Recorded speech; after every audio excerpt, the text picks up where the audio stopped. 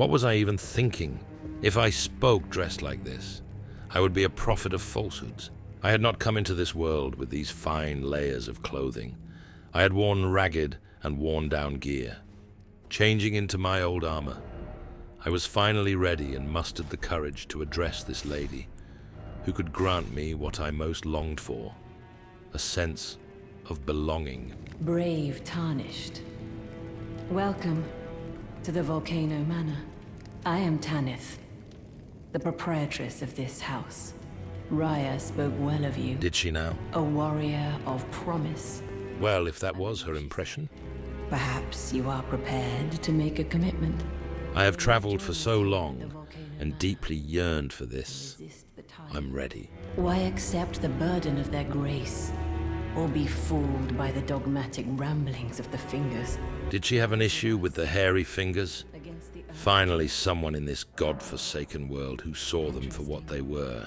Your decision is most welcome. Now you belong to the Volcano Manor family. The drawing room lies down the hall. What beautiful words. Make yourself comfortable, but be sure to earn your keep. Surely she had recognized my worn-down attire for what it truly was, an ever so grand expression of deep-seated humility. I took a brief glance at the stately dining table situated in the middle. What splendor! Ready to make myself comfortable, I began looking for the drawing room.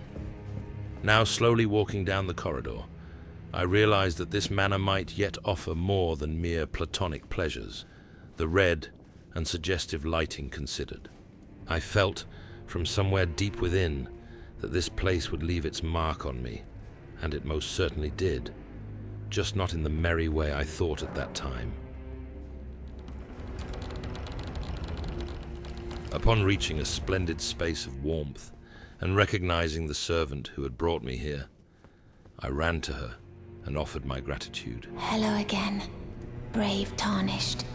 As a scout, I am pleased to see you again here at the Volcano Manor. A scout? So I was examined and had been found worthy.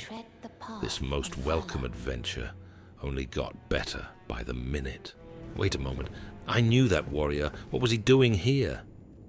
Apparently, he wondered about the very same thing. You. What in heaven's name are you doing here? The Volcano Manor is a pit of recusants who spit at grace and hunt our own kind. I hope you understand the weight of my words. Of course he was mistaken, but I just nodded. 'Twas best not to disagree with clearly unstable individuals, especially those wearing unsettling helmets. Speaking of that hideous thing on his head, I couldn't think of anything else. The set was a beauty to behold, no denying that. But that ghastly piece, perhaps it would do under more private and playful circumstances. But someone would have to behead me before I would wear that thing in public. A severed finger, that wasn't entirely civilized. Surely something the deranged warrior had brought with him. Shaking the sudden nausea, I found myself drawn to the rest of this otherwise alluring manor.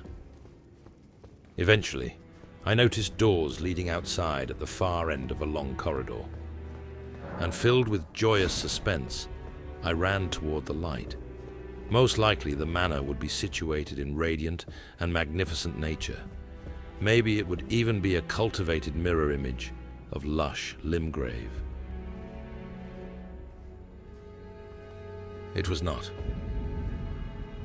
Instead, the land around me contained slowly rotting creatures hung from wooden poles, like trophies acquired during a long-forgotten war, and beneath my feet were piles of scorched corpses, which with the passing of time would become part of the soil.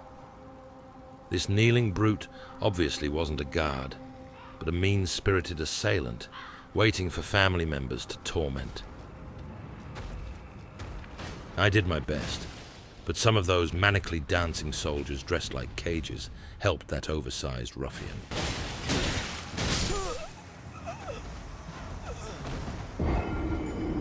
Not the slightest related to my unfortunate encounter, I decided on a whim not to venture outside again. Instead, I walked up a nearby stairway and ended up in a magnificent dining hall. I had never seen such riches before.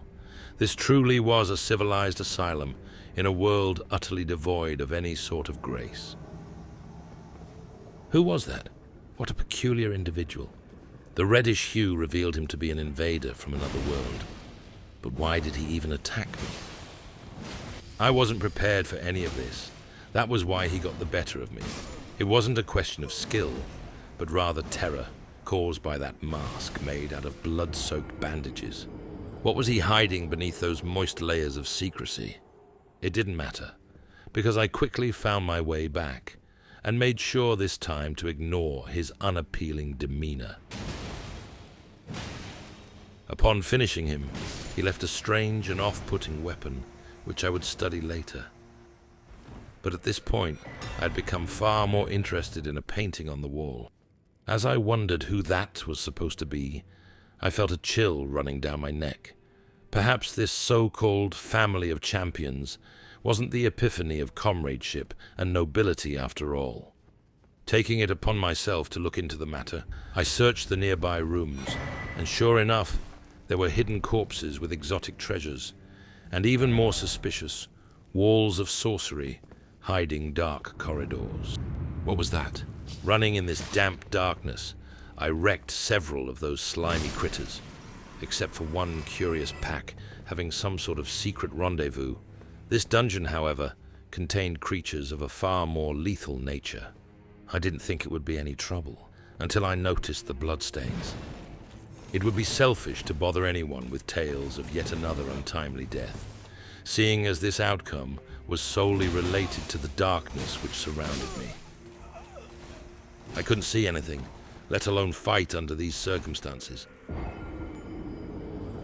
Equipping the lantern I had bought ages ago, that vile and doggish knight got what was coming to it.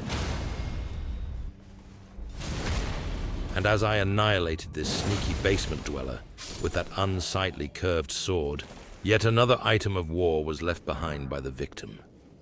Why this vulgar and quite frankly perverse fondness for stomach-turning weapons? Reaching a small and secluded chapel deep beneath the manor, I was slowly beginning to accept that this notion of brotherhood had been an illusion altogether. My real family wasn't here. Instead, there was only loneliness and despair. But I hadn't even realized just to what extent I had been misled by my fragile sense of self. Finally, a heavy shadow was lifted from my eyes, and with horror, I now recognized this infernal manor with its rivers of fire and brimstone. Bloody hell.